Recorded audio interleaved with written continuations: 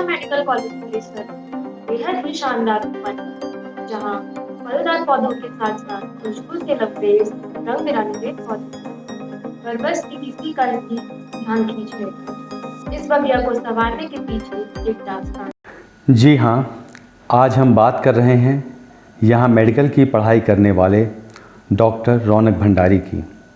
यादों में सहेजा गया यह उपवन, इस बाग में डॉक्टर भंडारी से जुड़ी तमाम यादें सरमाया हैं। हालांकि उन्हें एक दुर्घटना में अपनी जान गंवानी पड़ी थी।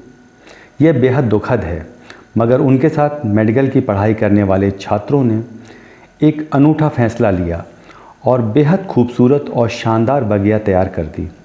इस बगिया की खूबसूरती से ही अंदाज़ा लगाया सकता है कि डॉक्टर रौनक भंडारी की पर्सनालिटी नेचर के बेहद करीब थी। उन्हें नेचर से बहुत प्यार था। डॉक्टर भंडारी को नेचर से इस बगिया में समर्पण के लिए घास से तैयार की गई हरी चादर और तरह तरह के पौधे खुशबू से लबरेज हैं। हम में से किसी का भी अचानक मन मोह लेते हैं। डॉक्टर भंडारी मेडिकल कॉलेज में आफ़्थो की पढ़ाई कर रहे थे। डॉक्टर भंडारी को इससे बेहतर शायद ही कोई और ट्रिब्यूट हो। लाखों सलाम हैं उनके साथ पढ़ने वाले छात्रों को, साथ ही मेडिकल कॉलेज के डीन डॉक्टर मनोज इंदुलकर को भी, जिन्होंने इस बगिया को संवारने के लिए अपना पूरा सहयोग दिया। और साथ साथ कालिका दर्पण न्यूज़ चैनल की टीम ऐसे हर लोगों को सलाम करती है और तहे दिल से शुक्रिया अदा करती है, जिन्होंने डॉक्टर भंडारी की यादों को इस बगिया में सहेज के रखा है। आने वाली पीढ़ी दर पीढ़ी इसे देखेगी और गुलजार रहेगी।